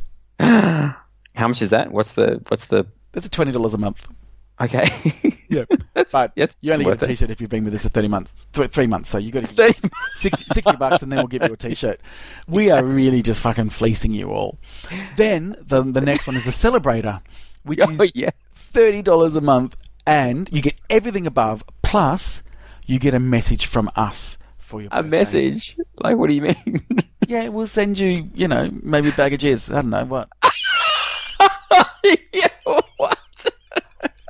I don't know you've been eating, buddy. What you're asking. We will send you a message saying, fill up a bag. Happy birthday. You know, username 123. I don't know. We haven't thought this through. Cheers, we're going to get banned on Patreon on the first week. Buddy. But the final best tier. Now, this is where the value is, right? Here's the value. Where did you come up with that? I just don't understand why you were asking me. His mail gets all excited. It's just the packages. they reach their 3 months and they go, okay, I'm going to get my parcel. I don't want to open this. Oh, no. So, anyway, the highest tier, like, literally, it's $50 a month. Like, you would have to be absolutely insane. However... That's stalker level. You should call it stalker level. Cause maybe there's people that want to give us $50 a month. We would love it if you did. What you will get is your name called out on the show. Oh, actually, also, when you are a supporter, so that first tier, you'll also get access to our member-only exclusive chat. I don't know what that is, but I can tell you it'll be Ryan in there. Okay. You also then get W competition entries. You also go into the annual prize draw of the pinball goodies. Also, you get access to bonus content and go in the yearly draw to be a special guest on the show. And you get a t-shirt. And you get a birthday message. And you get a gift voucher from either Pinstadium or Pinball Life to the value of $200. Oh, that's pretty good. After 12 months. We need you $600, bitches. So, oh gosh. I'd be happy with $1 from a couple of people. You know what? Look, if people honestly do those tiers, we will absolutely cough up and do exactly what it says. We would be happy with $1. Is really what it is. And guys, don't think that we've now like getting greedy and we're not going to release content until we're going to get paid. Me and Marty will keep on doing this if we make $0 for the rest of this thing because we just have fun doing it. But you know what? If people want to donate prizes to the podcast for us to give off, this is a way of, if you don't have a prize to give away and you want to donate money so that we can buy prizes to give away and you know, come and see you at events in the US. All the money's going to go towards that. We're not going to spend any of the money on non-pinball related stuff, right? Booze and hookers. I mean, unless we become one of those people on Patreon that earns, what was that one you showed me? 100,000 a month or something? Yeah. Some crazy guy. We're never going to get $100,000 a month. No, we're not. And if we did, I'm telling you now, we would take that money and run and give you nothing. But it's monthly, Marty, so we have to keep it. Oh, damn. Okay, that doesn't just saying, if we get to some crazy level, then I reserve the right to spend it on non-pinball stuff, but it's never going to get to that level, so it's all going to be on prizes and travel and all that kind of stuff, right? Well, we've already got one patron, so we are hitting the big time. Okay, I was cleaning up my pinball room again, and I found the dialed-in backbox decals. Yes, the side decals for the back box, signed by Jesse Jack. I will give that away to a Patreon subscriber in the next 2 weeks. I give people 2 weeks to sign up. Okay. If they want to, even if it's for $1, anyone, then I'll give that to them. Okay. Well, cool. You know what? That's the kind of stuff that we're going to do. Is we'll just get shit and go. We can either come up with some crappy competition on the show, which we will continue to do, or we'll just go. You know what? Patreon members, you just automatically go into the draw. Yeah, we haven't really figured it out. If you guys, you can tell it's just for shits and giggles. So, anyway, okay, cool. The Twerpies, Marty. Yes. The Twippies is all about the best stuff in pinball. All right, done by Jeff from This Week in Pinball. The Twerpies. I know it's really early. We're not going to do it now. There's still more games to come out and start shipping before the end of the year. I just want to put it out there now so we know that we either doing it or not doing it. Are we doing the Twerpies this year? Yes. Okay, done. That was easy. No hesitation. I already know worst machine of the year. Okay. I want to do some other segments as well about because last time we just did it as a last minute thing and we pretty much copied This Week in Pinball and just did the opposite. You know, the best artwork, the worst artwork. I want to have a bit more detailed stuff, and you can answer 5 questions or all 20 of them if you want. I won't make it mandatory to fill the entire sheet out, but maybe stuff like the worst reveal, the worst this and that. And it's not meant to, you know, people talk about this stuff anyway. It is just the reverse of the Twippies, right? Like the people who come last on the Twippies is the people who come first on the Twippies, right? Yeah, pretty much. Yeah. Okay. Something like that. Something like that. All right. So, social media watch. no one's been posting anything on Facebook lately. People got scared after the social media watch. I know. They now segment. know it's going to get announced. Everyone deleted me off Facebook. It was Christopher Franchi's birthday. He turned 52, Marty. Did he want everyone to know that he's turned 52? Oh, shit. Did I? Oh, shit. That was private. Well, it's not anymore. Well done. He's 52. Yeah, that's all right. Yeah. I'm close to there, so that doesn't matter. Happy birthday, Mr. Franchi. Happy birthday, Frenchie. I saw... Well, this wasn't really on social media, but fuck it, it's in here anyway. Well, I was on Pinside. Yeah, that's kind of social media, kind of. You can up vote and down vote, sure. Yeah, sure. So we're talking about Chicago Gaming Company again, aren't we? Yeah. So there was a person on the forums, CGC Ashley, and she was kind of the new spokesperson, I guess, on the forums and stuff for CGC. Yep. She no longer works at CGC, Money. Gone. She had the job for like 2 months. Gone skis. Thanks, Ashley. Nice knowing you. Nice knowing. I messaged her for an interview, and that's why it hasn't happened. Surely. There you go. What else? So we also saw, I think, in the last 24 hours, some slow Star Wars footage from our good friend of the show, Steve Bowden. Yes. So, yeah, basically, Star Wars crashing, really, is what happened. It's crashing very slowly, so everything was kind of in slow motion. Yeah, it was the most interesting thing I've seen that game do. And that is social media. It is. Okay, so shall we talk about Slam the Top 100? Or Slam the Top 200, as we're calling it these days? Yep. We're not even calling it that. We're calling it the Slam the Top 100 to 200. That's 200. So this was myself and Ryan versus Dennis from the Eclectic Gamers podcast. And he had Matahari, and we had Haunted House. Yep. He won 57% to 43%. So tell us the truth, Marty. Which one would you rather play? Matahari or Haunted House? I would probably want Haunted House, but I would probably prefer Matahari just for maintenance. Yeah, I haven't played either one of them, but Haunted House looks. They're both great games. Everything's stupid. It looks like the craziest, dumbest playfield. It just looks like it's cool because it's different. Yeah, it's got a bit of a shit rule set, Haunted House, to be honest. But yeah, it's fun. It's fun. Right. It's interesting. It's got 3 levels. That's what makes it interesting. Anyway, all right, let's do this week. This will be my number. Please generate a number from 100 to 200. Coming right up.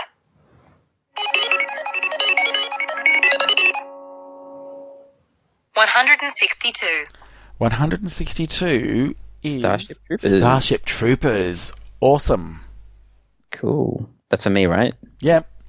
And just so you know, I am going to be talking about the extra flipper. Okay, I better look at the playfield. Yep, you better. Please generate a number from 100 to 200. Sure.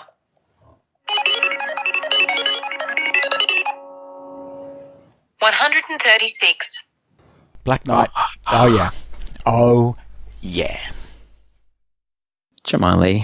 Oh my god. All right, you have to go first, Marty. I do. Okay. Honestly, one of my absolute favourite games. And people have been critical of the rules because it's fairly easy to get into multi-ball. But this game has 2 levels with ramps connecting the levels. It's got a 2-ball and does it have a 2-ball? It's got a 3-ball multi-ball. Great sound, great art. This is Steve Ritchie at his early days finest. I love this. And MagnaSave. You know what MagnaSave is. It was just one of the best inventions to have where the ball's going to go down the out lane, but no. You've got an extra set of buttons. Click that. A magnet tries to grab the ball and then puts it down in the in lane. Oh, absolutely. Just freaking adore this game. That's all, Manny? That's it. Okay. Starship Troopers from the, I think, 1997 smash hit movie, including iconic characters such as Johnny Rico. This game was designed by legendary designers Joe Kamikow and Joe Balsa, and the software was by Neil Falconer and Aaron Day. Artwork You know nothing about by this Morgan, some guy. It's a great game, okay? And I know what you're going to say, Marty. You're going to talk about that flipper. People love, third and fourth flippers on games like Paragon. It's great. You can get scissored this and that. People have been wanting, that third flipper or fourth flipper on a newer game, and here it is, right? Beautiful little red flipper, just that little nub sitting right there next to the bottom right flipper. Amazing. It's actually a really fun game. It's just it has really shit art, okay? Like horrible art, and little figurines scattered across there. It's like a Sega game, right? But fuck. It sucks so much. Okay. But yes. You ready? Totally better than Steve Ritchie's masterpiece, The Black Knight. It just really isn't, guys. The artwork for Starship Troopers is actually its best feature, because it's not just that it's got an extra flipper. It's got an extra flipper, which is a smaller flipper, and a separate flipper button for that flipper. Did you know that? Mm-hmm. No, it's shit. It is awful. It really doesn't go anywhere. It actually serves no purpose. Yes, they're trying to emulate the bugs in the movie. Oh, fucking, emulate the action from the movie. That would have been a better thing, because the rules are boring as crap. You hit this number of creature, hit that coloured one. Just terrible. Really, really uninspired machine. Oh, compared to the Black Knight, Marty, Black who has Knight really is inspiring just rules. Well, it's of its era. This came out when better games were coming out, so it had no excuse. It was just a lazy game. Shame on anyone involved in this game. We've interviewed like a couple of them. Yeah, I know. I love you guys. Black Knight, what can I say? Yes, it was like, a game with an upper player field when those games didn't exist. But it's obvious that it was one of the first, or the first, I think, because you can't see the part of the playfield that it's covering. Okay, it's not like some of these elegant design games like Whitewater where it looks like this 3D kind of terrain. It is half the playfield and then an upper playfield stuck on top of it, and you get it up there. You get it up there, and you try and keep it up there as long as you can. There's no way the ball's draining while it's up there. It is the reason why people don't like upper playfields, because after this game was created, people went overboard and just went, okay, let's put upper playfield in everything, and they've never been able to get it right, as we and Dennis discussed last week. Vote 1 for Starship Troopers is vote 1 for the best designer of all time, Joe Kamikow. Drag and drop those. He said designing pinball is easy, Marty. You drag and drop pop bumpers onto the playfield, and that's done. And you got Starship Troopers. Starship Troopers is awful. It's not. Guys, Black Knight 2000 is the good game that you're thinking of. Black Knight is that's why they made 2 versions of it, because the first one was just, it's like Kiss to Aerosmith, okay? Aerosmith is the better game. John Borg fixed it. Steve Ritchie fixed Black Knight 2000, but Black Knight is the one that he made all the mistakes on. Horrible game. No. It's I'm going to get like 10% of the votes. Who am I? I'm just talking shit for nothing. Come on. All right. So please, it'll be up on Facebook in a couple of days. Vote for whichever one. Don't care. This week in pinball, what do we do together, Marty? We had nothing. Nothing in common? No. Okay. So, because you had an event on and I couldn't come to it. Okay. I want to go first, Marty, because you've got a long week, people. Okay. This week there was a big game a Stern big game on eBay that I was seriously interested in getting because it looked really nice from the photos. I went and checked it out in person. The guy wouldn't sell it outside of eBay. I managed to get a lockdown bar for my Quicksilver, so that restoration is definitely happening now, and me fixing that up. But the game went for $3,500, which I'm not sure if a big game is worth that in Australia, but how often do you see them for sale, Marty? Very, very, very rare. The funny thing is that somebody talked to me about it at the competition that I was at this week, the pinball tournament. He's like, oh, hey, have you seen that big game? I'm like, yeah, don't bid on it because I'm going to bid on it. He's like, no, I'm bidding on it. So he was the guy who ended up winning it. So we can go over there and play it if we would like to, Marty. Okay, awesome. Yeah, I ran my competition. I didn't mention it last week. The progressive strikes or shit strikes, as you call it. It was really good. I performed. I'm not sure if you saw the results, Marty, but I performed horribly. Yeah, it was one of those weird things where I was like, yeah, pinball. I mean, I'm into pinball. I can play pinball. I know how to play in pinball tournaments now. And at no stage when I was playing pinball was I playing with a purpose. Does that make sense? Yeah, kind of. Yeah, as in, like, I wasn't just like, okay, like, you know, player one's on this, so I need to, to go past him, the best strategy is this. So that always goes on in my head. But at no point during my play was that happening for the first time ever. I zoned out. I was still playing pinball. I wasn't playing horribly, but I came like almost last because... Yeah, no, I did see that result. But, yeah. You know, in your defense, and I will constantly defend you, you're also organising the tournament as well. And maybe there wasn't that much stuff that was going on with machines breaking down or anything, but there's still things that you've got to do. Sure. So there's just things that you've got to do that just take you out of that moment where you're constantly thinking about what you need to do. Yeah, I'm not going to blame it on that because I've come first in tournaments that I've organised before. It's I think it was just more of just not being in that headspace. I had to remind myself that it's a pinball tournament. But Michael McMinn won. It was really good. He was on 4 strikes. Daniel Luther's on 1 strike, and he beat him 2 times in a row to take it out. So that's why shit strikes is really cool strike. Whirlwinds. I've been working on Whirlwinds throughout the week. I noticed the GI doesn't work, and I was trying to figure out. And who do you think helped me to try and get it to work, Marty? Was it Bruce again? No, this time it wasn't Bruce. It was the New Zealand version of Bruce, the guy who has all of the System 11 pinball machines. Oh, Dave. Yeah, Dave. So he's been helping me a lot, and I haven't had enough time to dedicate more than kind of half an hour here, half an hour there. But he's pretty much given me the whole guideline of how to find this issue. And yeah, basically it has to be a GI short, but I've looked through everywhere and I can't find the short anywhere. I've bought a whole bunch of fuses and they keep on blowing. The board has a couple of little tiny hacks on it at the back, so I'm trying to figure that out. So bit of a pain in the ass, but I will eventually figure it out. Okay. Marty?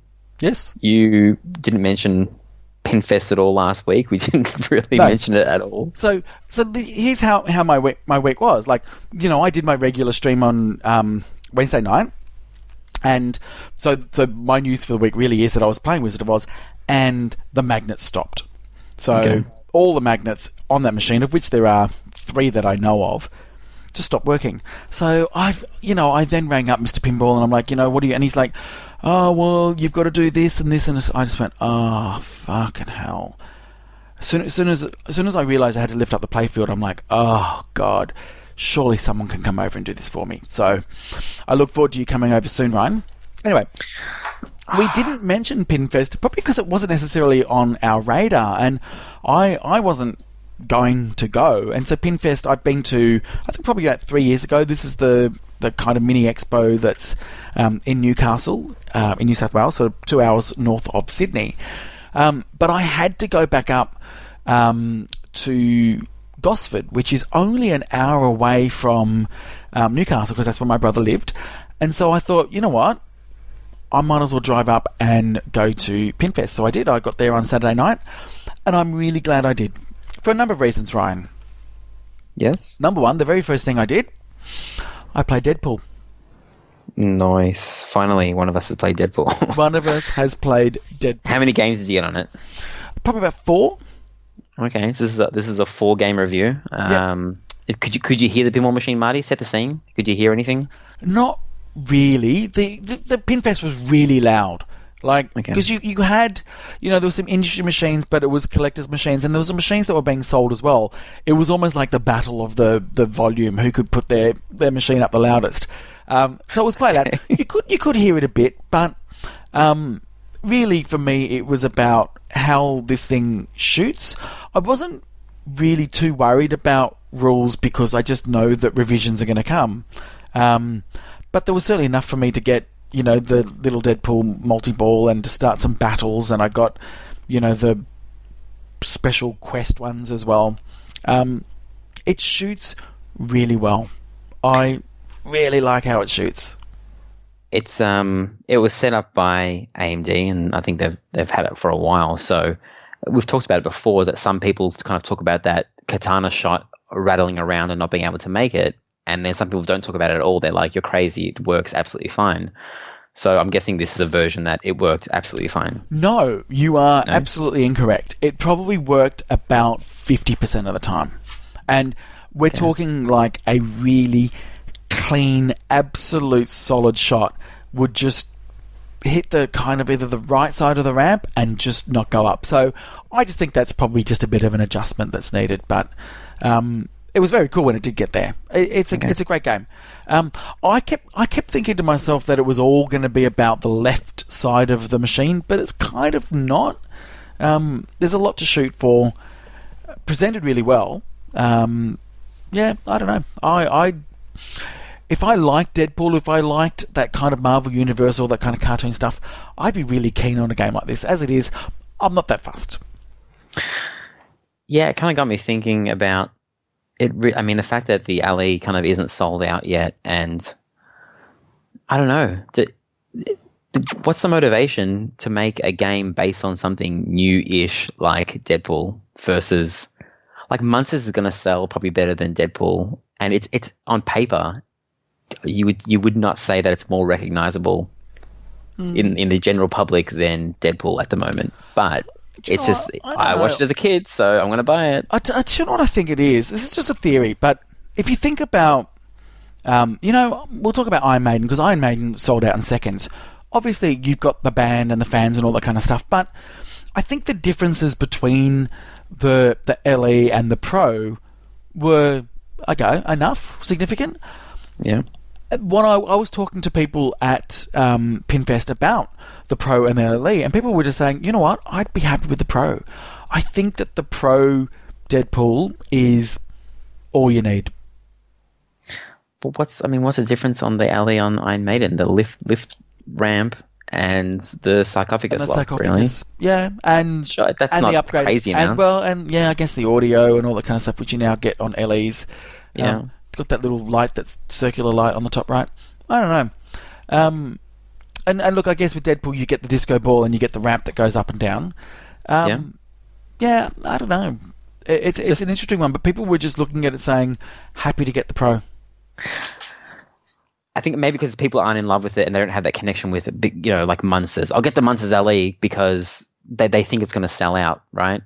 Whereas if they don't think the Deadpool is going to sell out, then, the only reason why people get the Pro is that usually money. They don't want to spend as much.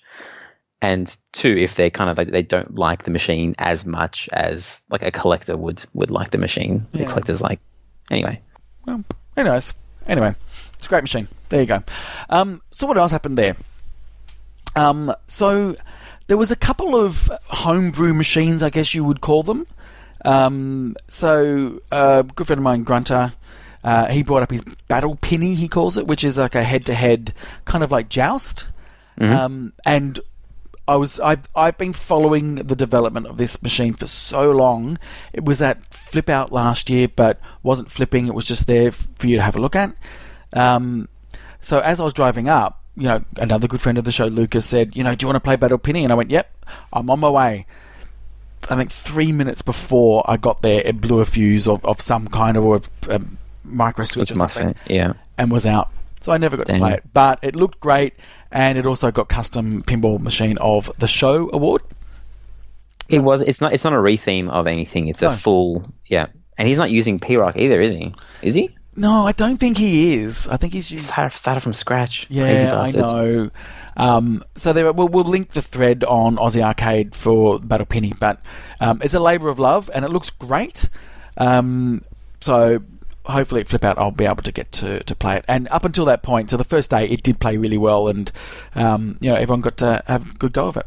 Cool. But this is also there's another person, I don't know his full name, but Cressy or Cress, I think his name is.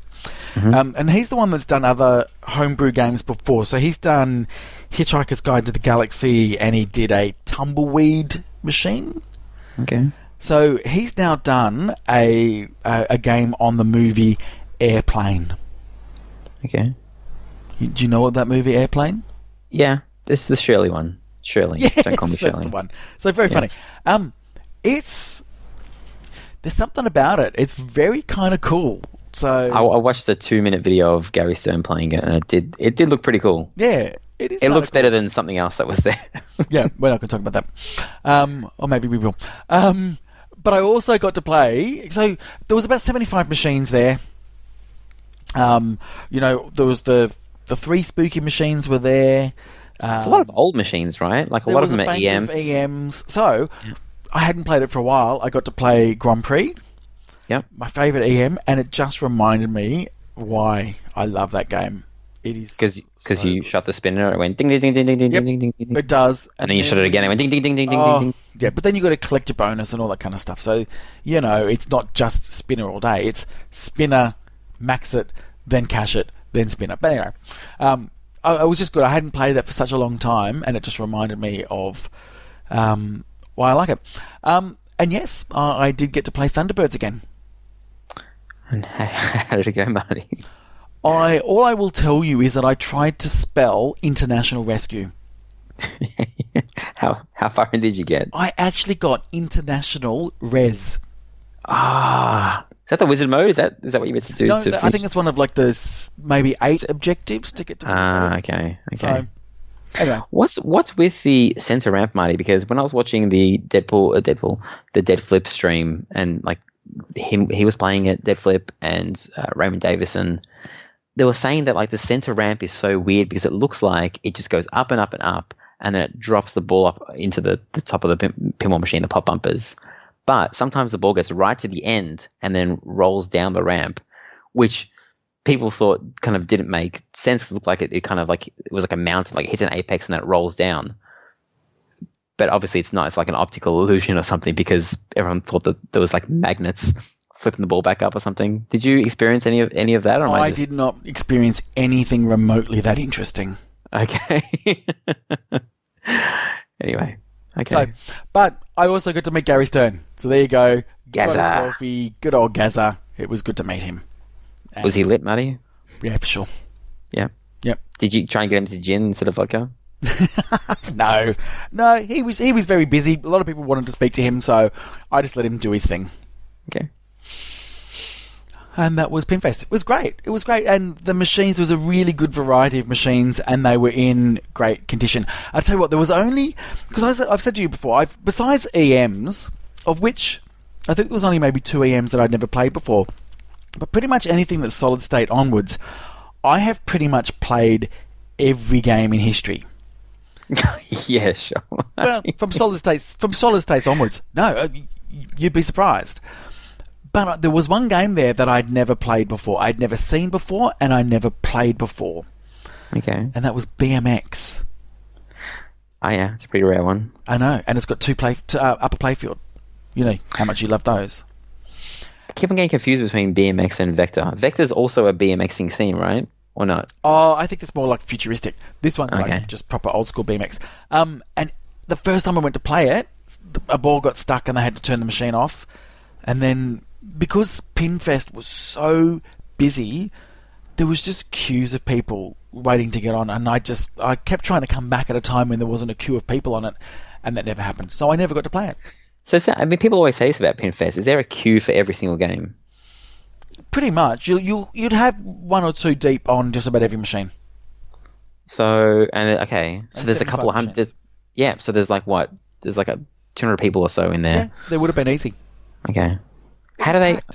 Yeah, Wayne needs to promote flip out to like the general community or something, right? Like, because it's always pinball people there. Where this sounds like it's more just random people off the street. This was. I mean, you had your fair share of pinball people, and I think it would be too arrogant for us to say that we know all the pinball people, but you would say 50% of people that were there when it was packed, you would never have seen before, and they were just mums and dads and families. Okay. So That's good. it was actually a really good event. Really enjoyed it. So well done to the Newcastle Pinball Association for putting that on. That was great. So well done, Marco. Let's head to the mailbag, which we haven't done in a long time. No. And not because there hasn't been mail, it's because we've just been too lazy to read out the mail. There just really hasn't been a lot of mail as well. Well, there's been a mail here from one L Sheets that you haven't responded to. Oh, I thought you were going to respond to that. That was a threat so that you would actually respond to it. Oh, okay. I'll respond. Lyman, I'm going to respond to your message tomorrow. He does listen to the show. Yeah, I know he doesn't because he. But he emailed, so he must listen to the show. Yeah, okay. Exactly. So, go. Email.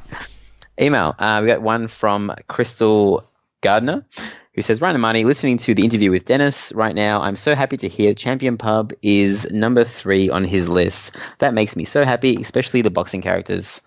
That game makes me so happy, especially the boxing characters. I laugh out loud every time I play it. I know it isn't high on anyone's list but mine. That is what is so great about pinball. Yeah, don't let any games that we shit on. No, this is exactly right. Pinball is very personal, and people like machines that I hate, and vice versa. And I don't go up to someone and say, "Oh, you're a dickhead because you like a machine." I just say, "I don't like the machine. I think it's rubbish." But that doesn't mean I want to make somebody feel bad about liking a particular machine.